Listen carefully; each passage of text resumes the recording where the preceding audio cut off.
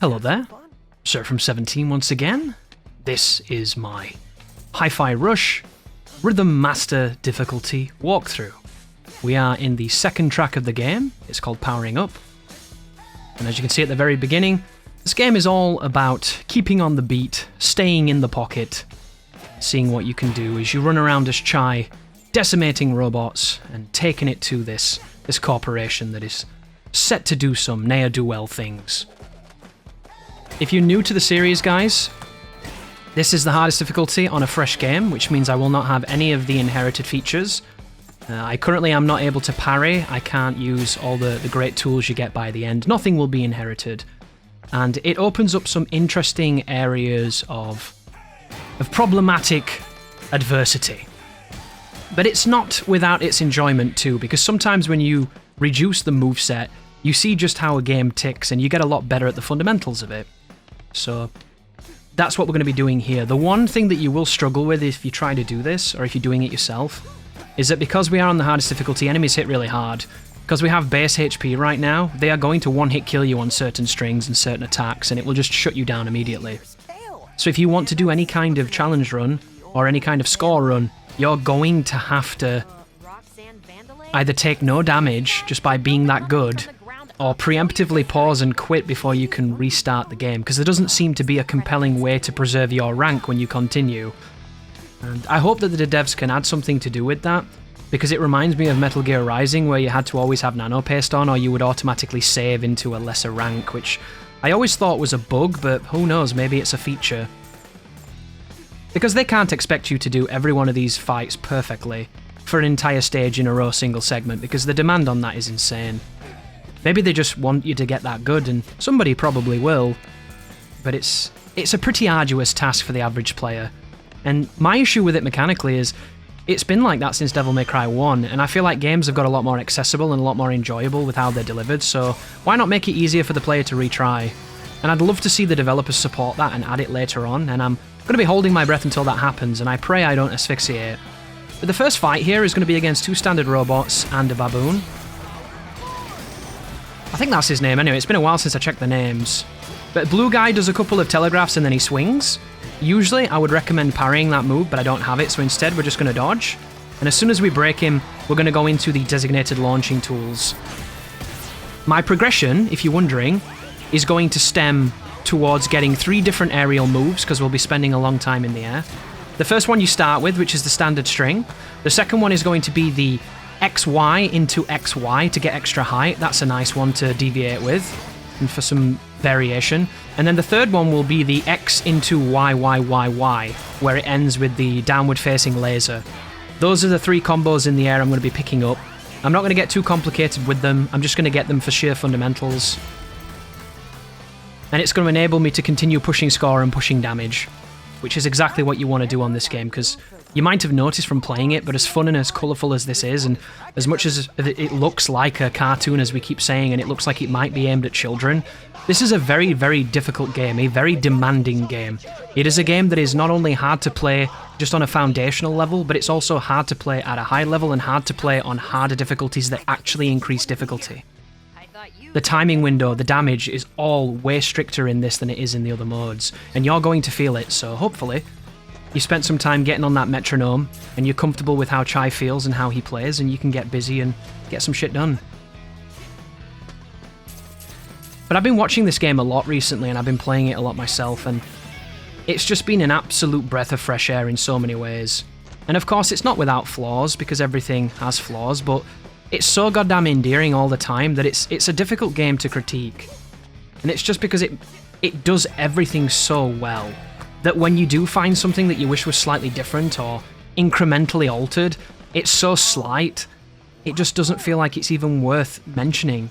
And the big ones that are worth mentioning are things that I think action games do really well, and this game could have borrowed from, which is things like the restart checkpoint, which would have been really nice. And one of the criticisms that you'll see in this game, I think, as more people play it and as they play it for longer, is that when you look at it on a timeline, if you look at it just completely as it is, you'll notice that you don't fight too much in this game.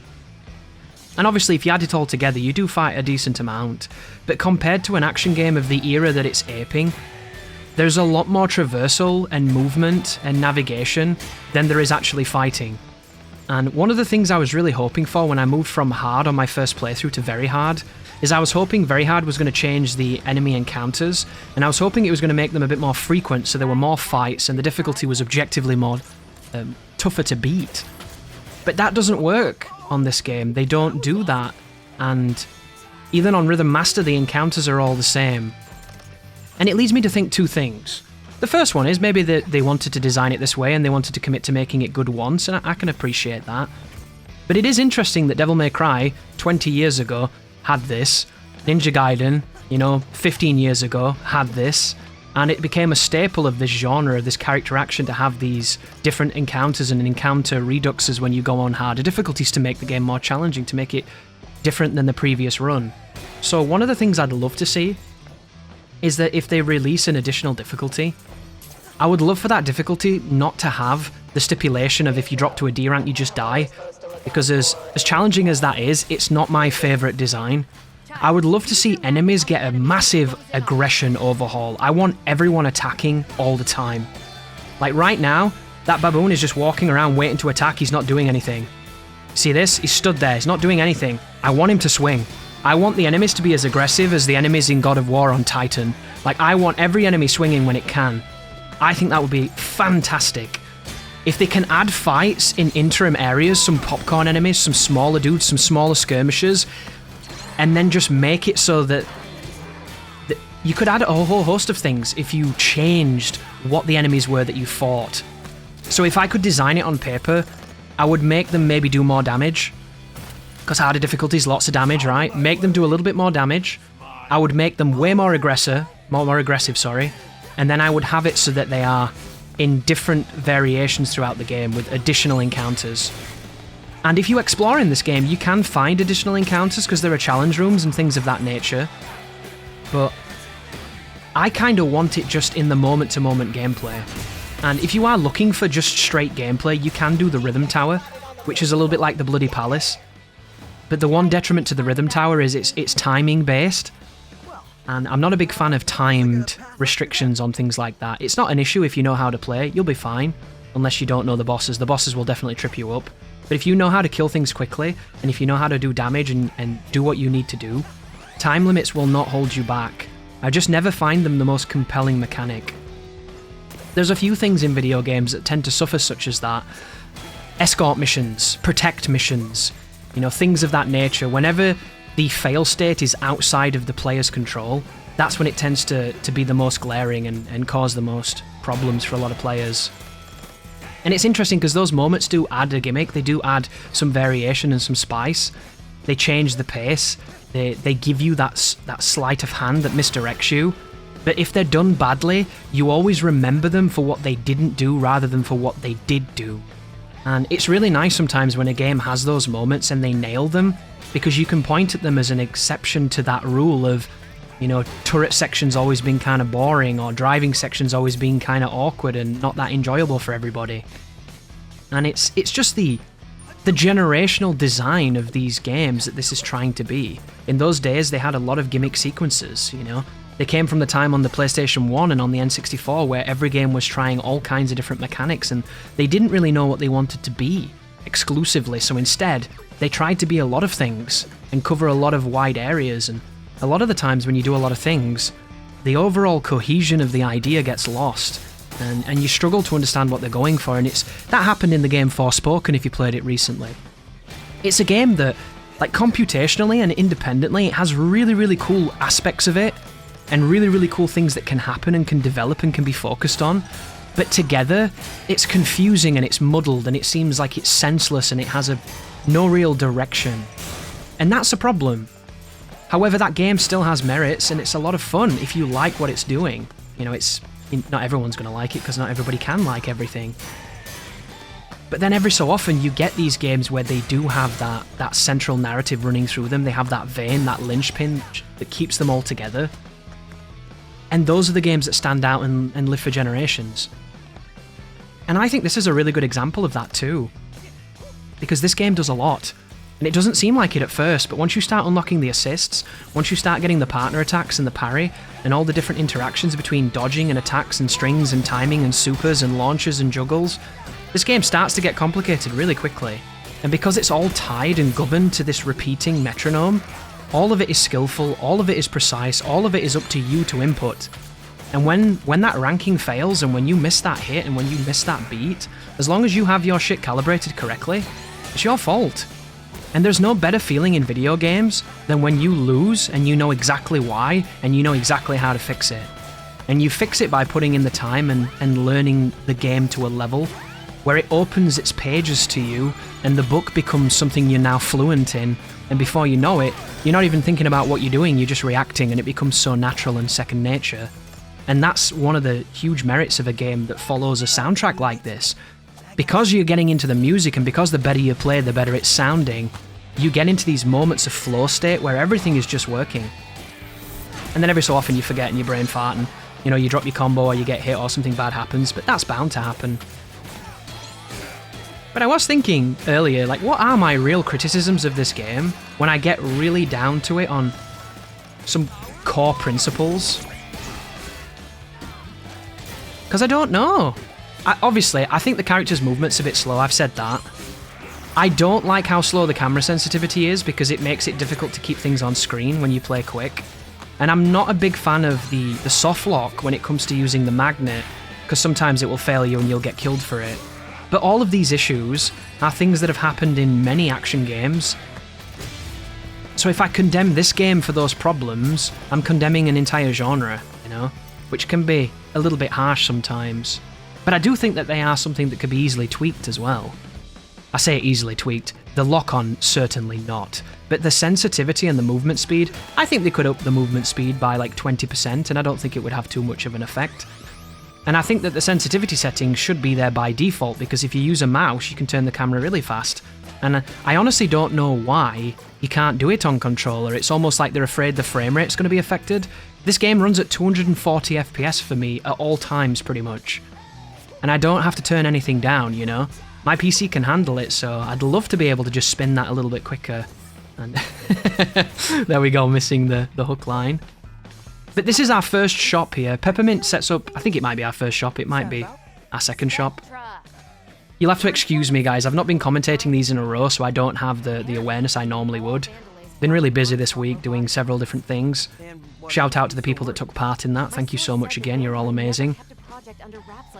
But that shop enables you to buy equipment and set your supers.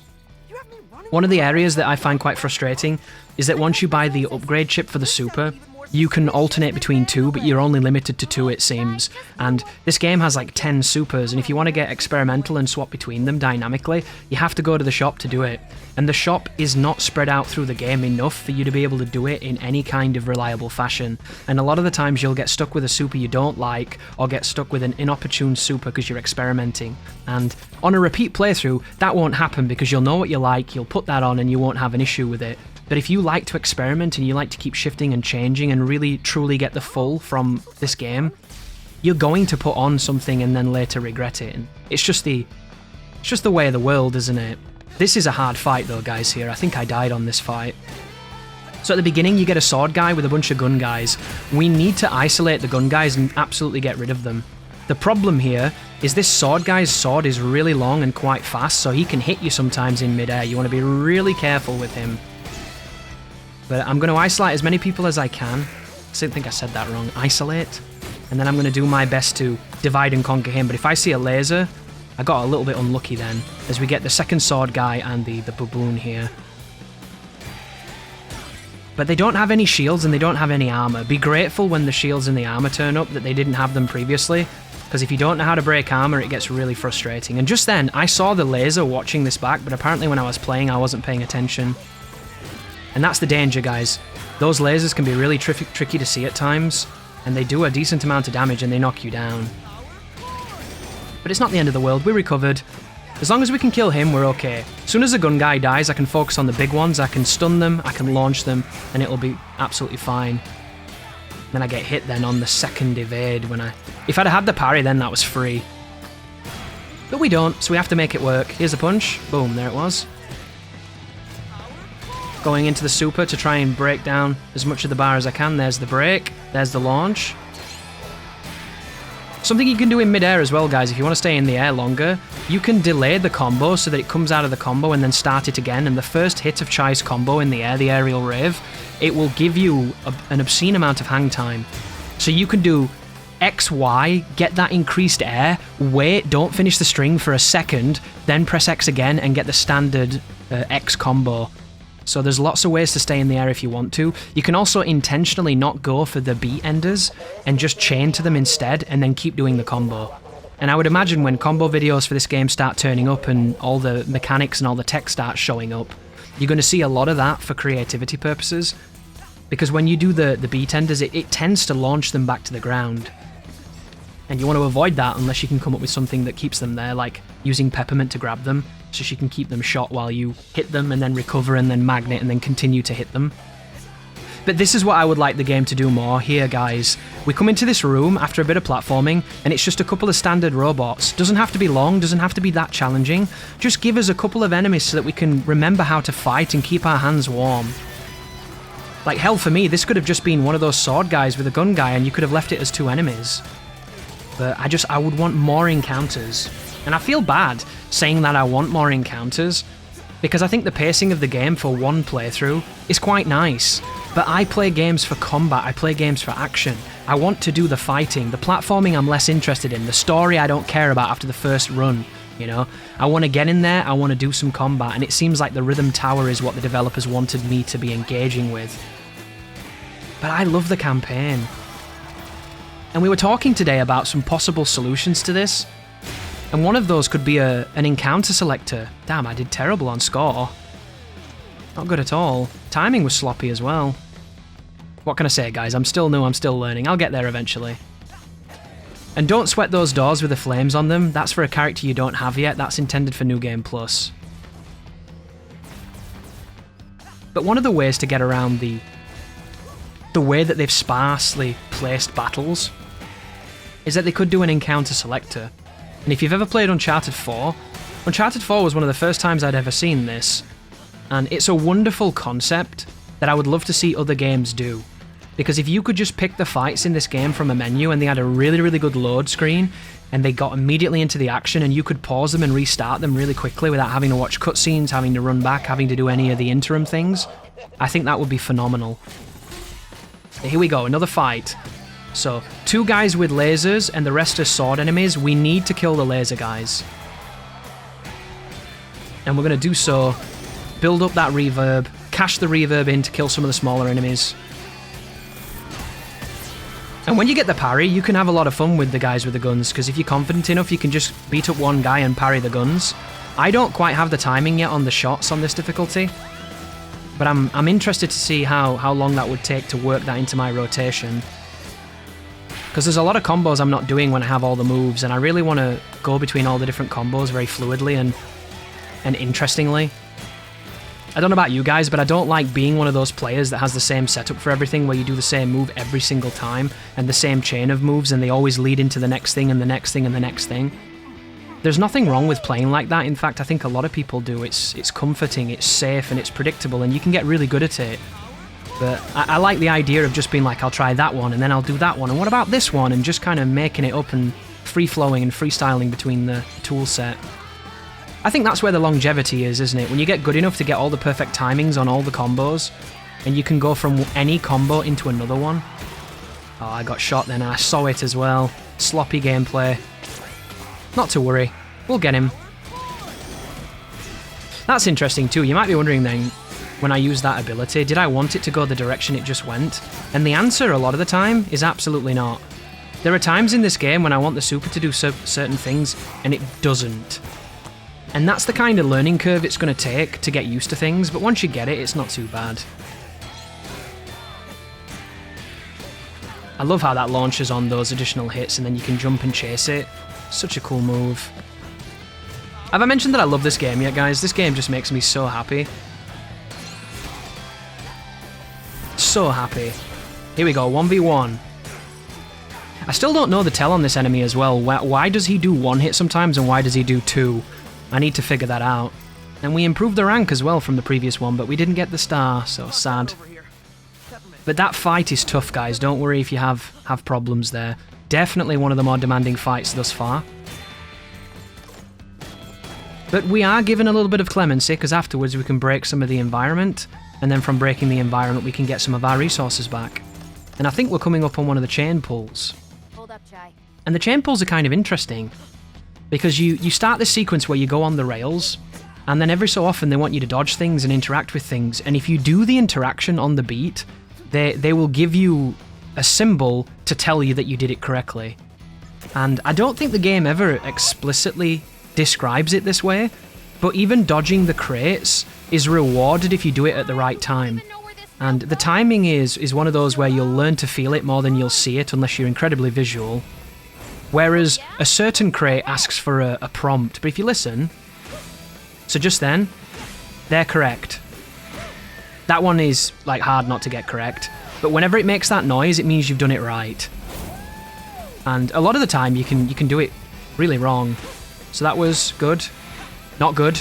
Good. See, I missed one. So there is something going on here if you're watching this and thinking, well, what are you doing? This looks kind of boring. And the rail sequences are some of the most fun in the game the first few times you do them. However, afterwards, they definitely are getting at that point where I wish there was a bit more to it. And one of my suggestions would have been that the difficulty should have affected these moments. I think there should have been more enemies along the way to attack, and I think you shouldn't have been given prompts. You should have had to press the button at a certain time to hit them, and it could have been about timing your hits as you're moving on a rail. And they could have had the timing be a little tighter. They could have had more obstacles. I think there's a lot of ways you can improve that to make it more engaging. But as it stands, it's just a perfectly fine interim between two rooms, isn't it? It's an interstitial moment that you do it, you get on with your life. And then we continue collecting as much as we can. Somebody mentioned in my stream yesterday that there's a potential that the move I'm going to use on Kale at the end of the game is a New Game Plus move. So that might change my strategy on what I do on that boss. But do not fear, guys. If you get to this difficulty, you'll probably have the upgrades anyway, and I'm telling you, use 808, use the cat that gives you the 10 times multiplier on score. It's amazing. I think I'm going to use a 4 reverb move that does as much damage as I can make it do, and I think that should be okay. But I guess we won't know until we get there. And now we've got more puzzle solving. And this sequence is cool because you're in kind of this auto repair factory that's moving all these platforms, and they move on the beat. And then when they get to the machines freeze them as they work on them. The whole aesthetic here is colourful, it's charming, it's wonderful. And it's going to be introducing a little bit more complexity on the traversal too. I'm really curious to see what the speedrunners are going to do with this. Because I would imagine with all the movement tools and all the geometry and all the ways that you can give yourself infinite air, they're going to come up with some crazy mobility, and it's going to be really fun to watch. Because the game is so skillful and the combat's so skillful, you're going to really be able to tell who knows what they're doing and who doesn't. And that's the thing that's so good about a learning curve. Learning curves are the thing that developers are trying to remove from video games. That's why Kinesis in the new Dead Space remake literally aims for you, so you don't have to use any skill when you apply it. And I just can't understand a world where anybody wants that to happen. Because aiming something is one of the big joys of being good at a video game. The difference between your aim and someone else is how much you've put time into it and how much you've built it. And it boggles my mind that somebody can argue against it, and yet they do. And then you have a game like this that's on this metronome and on this beat. If you're not on the beat, you don't get rewarded. We watched Darkside Phil earlier play this game, and he went on to use the term, "I'm literally hitting it perfectly." And the game tells you when you're hitting it perfectly, and he literally was not hitting it perfectly. And I don't understand how you can delude yourself to that extent where you think that you have some kind of valid argument when you don't. And I suppose that's the danger, isn't it, of ego and self-deception. But this is a really cool fight, this, and now that we've got Peppermint, we're going to start using her quite a lot. And I don't know if I've talked about that, guys, but beneath my HP bar in the top left, you'll notice that Peppermint is over there, and she's just recharging here. Whenever you call her in, she'll shoot her guns, and she's really good at breaking the blue shields. That's what she's designed to do. But you can use her to extend combos and to give you some extra stun and some opportunities that you can't normally do. And you can press her at any time, guys. So during this fighting, at any moment, if you press the trigger, she'll come in and start shooting. And you can use this to essentially build your own combos where she will engage while you're engaging. And at first it's a little bit awkward and a little bit uncomfortable because you're doing two things at once. But after a while, it gets really natural. And a couple of interesting areas, guys, when you're going to end a combo and it goes to a beat hit like that, as soon as it starts doing the beat hit, call her in to shoot them to keep them in space. And then when you hit them, they might not get spiked and you can continue your combo. Like, you could even use her to stop enemies from running away, so you use her, she pins them down, you go towards them, start your combo. She's incredibly useful, and I recommend that you use her from now on and get really comfortable with bringing her in. Because later on we're going to get more of these assists and you're going to be able to bring in multiple people. And if you're using each of the assists while you do combos, you are going to play this game at a much higher level and have way more success than someone that just does normal combos will do. I'm absolutely going to do a no assist run on stream probably, when I do a bunch of challenge runs for this game to see how that feels. And I know I'm going to miss them, because I missed them when I was playing this walkthrough without them at the start. They become so core and fundamental to how you play that when you don't have them, you feel like you're not fighting with the correct weapon. And when we get to the next shop, we're going to be able to buy her ability to do a combo extender and a special move using a bar of reverb, which is a really cool move that I do recommend. And you can get one in the air and you can get one on the ground, and they're really, really cool. I think they're the reason there's only one special move that uses one reverb, because I think they want you to use one reverb to bring in your assists instead. And then the second thing you can do with the assists is you can charge them up, and when you charge them up they will release once they're fully charged and they'll do a unique interaction. That is really, really good later on, because one of them builds stun and the other one slows enemies down and enables you to damage them. So there's all kinds of cool things going to be coming soon. And speaking of something new, this is a new enemy. An enemy that I wish showed up a bit more, because it's way more fun to fight than the guys with the guns. And it's just a flying drone that throws bombs at you. And it's a really good practice to use the magnet and to do everything you can as far as alternating aerial combos and staying in the air. Sometimes dropping enemies and not finishing your combo like a true beast. But we got a good rank for that one, that wasn't too crappy. The assists are so good, guys, I can't recommend them highly enough. And once you start getting Peppermint's production on the chips, and then when Macaron makes them even better, you're going to be able to give them a better cooldown so you can bring them in even sooner. And that cooldown chip goes from I think 12% all the way to like 30%, which is really good, but truth be told, you don't need it, because they recharge really quickly anyway, so I would recommend using different things personally, but if you really like the assists, use those chips. Very, very, very good. At this moment in time, I only have about 30 hours on the game, so I can't tell you what all the best chips are. I can't even tell you what they all do, because I'm experimenting with some of them and I just don't really know. I've experimented with nearly every super, so I've got an idea of what supers I personally like, but I recommend that you do the same if you want to have a better arsenal. And then the final thing with the assists is that when we get access to the parry, they're going to give you a unique parry option. So when you parry something, the beat after you parry it, you're going to get another one of those beat hit circles, and it's a beat hit circle for your assist. And if you buy the corresponding moves, you can bring in Peppermint, Macaron or Corsica on any of your parries as long as you have, I think, a bar of reverb, and they will come in and do tons of damage. You'll have to forgive me, guys, sometimes I like beating up those machines. But there's the shop. Buy what you like, buy what you enjoy, focus on having fun, guys. And then break these barrels and let's proceed, shall we? Moving slowly towards the Rekka boss fight. It was a really interesting fight too. Pretty cool boss, I like this one. I like all the bosses actually. But we've got a couple of puzzles before we can do that. And I really like this, hitting the valve into doing interesting things with Peppermint, but this is one of the only parts of the game where it turns up. This is definitely one of those Shinji Mikami moments where, you know, they come up with a cool idea and they only use it once and then you don't really see it that often. And they could have used this way more because it's such a simple one, but it's really satisfying. I don't know what it is about this, I think it reminds me of Beautiful Joe. And anything that reminds me of Beautiful Joe makes me happy. But smash the boxes, pick up the gadgets, and then keep on moving forward. We've got another encounter coming up. And the cool thing about covering this game again, when I inevitably do something else with it on YouTube once I'm stopped sucking, I'm only going to do the fights after this one. This is a true walkthrough where you see the entire level from start to finish. But you'll notice we're on a 40-minute video and there's been like 3 fights. So when I actually cover the hard stuff and the skillful stuff, I'm going to do so with just the choruses themselves and segment it to the choruses so it's directly into the action, it's directly into where we need to perform.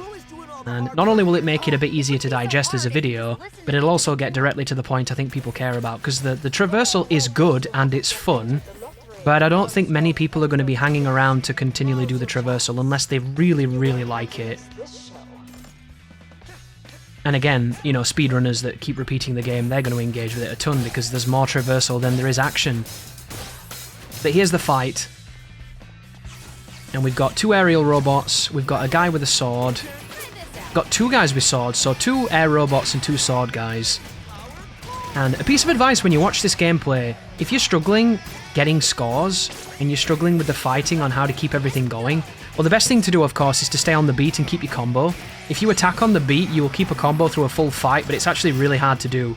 So that's something that's going to take some time, unless you're just naturally very good at it, which is awesome. But additionally, if you look at the right-hand side, you'll see all the points that we're getting here. You'll see all the moments where the game is telling me what's happening. See the repeat and the aerial rave and the destroyed? Watch the right-hand side of that screen, see what things do, see what it says, see what the multiplier is, see how it's affecting what you do, and then learn and implement it in your gameplay. If you see a modifier that gives you more reverb, do it for more reverb and then do more special moves or more assist moves. Here's the second wave. 2 sword guys and 1 of the blue dudes. And he catches me with a jump. That's heartbreaking. Oh, I should never get hit by that, guys. Never. It happens though. Plenty of time for perfect play coming up. And even then it won't be perfect because the skill ceiling on this game's amazing.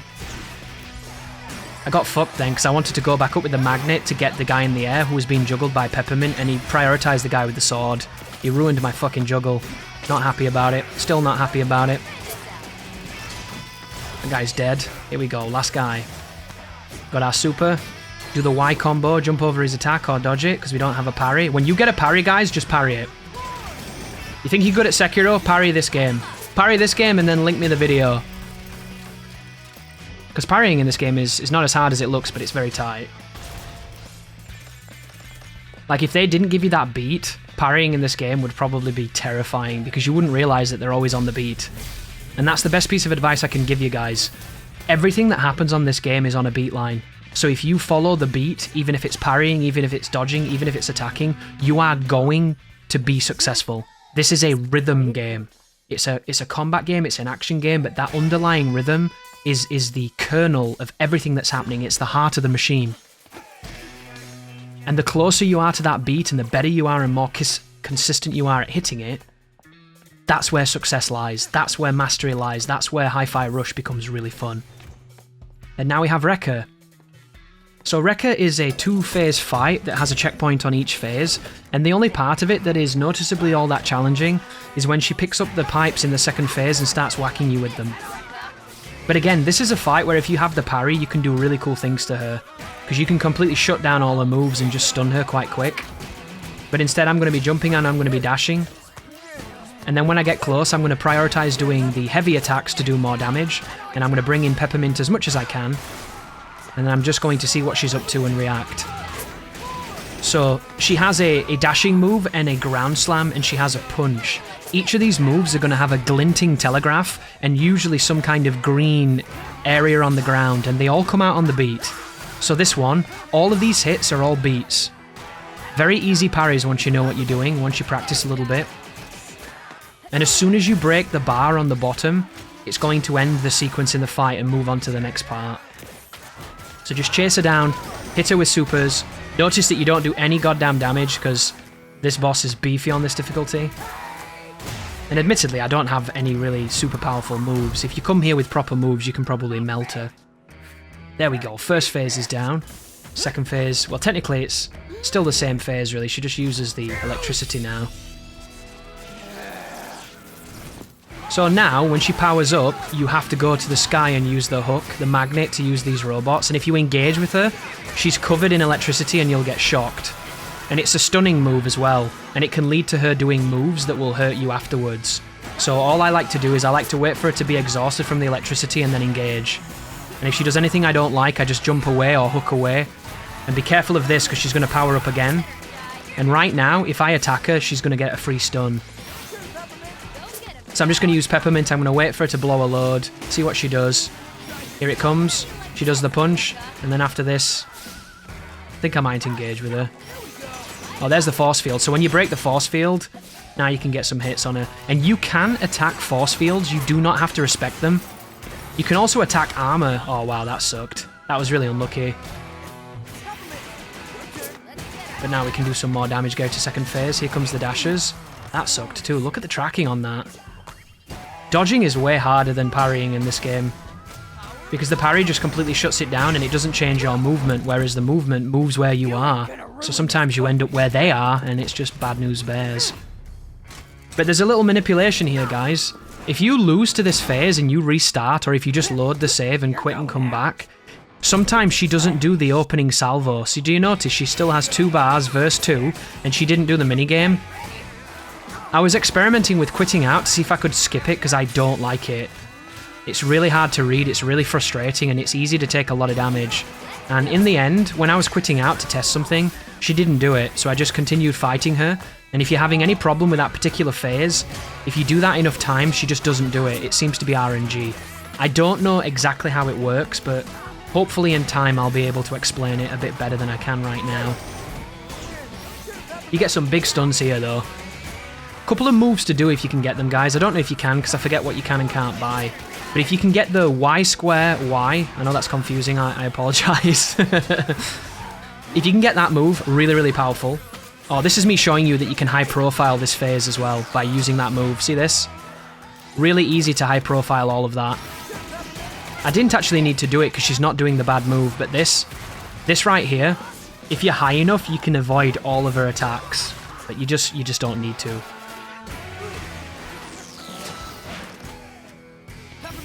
But yeah, if you can also get the XY into mash Y, that seems to be a really powerful attack as well. Those two seem to be really good early on. But everything else is just up to you, preference and style. I don't know the bosses very well, guys. I've only fought them like 3 times. I'm really looking forward to stunning them and studying them and understanding what happens when you parry them and when you get all the perfect dodges and how can I manipulate everything they do. But for the purpose of a walkthrough, I can show you how to win. And the biggest problem with this game that you might have noticed is no matter how much you watch my videos, no matter all the tips I tell you, sometimes you just have to play the game and understand it yourself, because this is all about rhythm, it's all about exposure and understanding, and you don't get that on the internet, you don't get that on a video, you don't get that reading forums, you have to put the time in, you have to touch the game. And this game's worth your time, guys. It's on Game Pass, it's like $30, and it's absolutely amazing. Thank you so much for watching, and you take care now.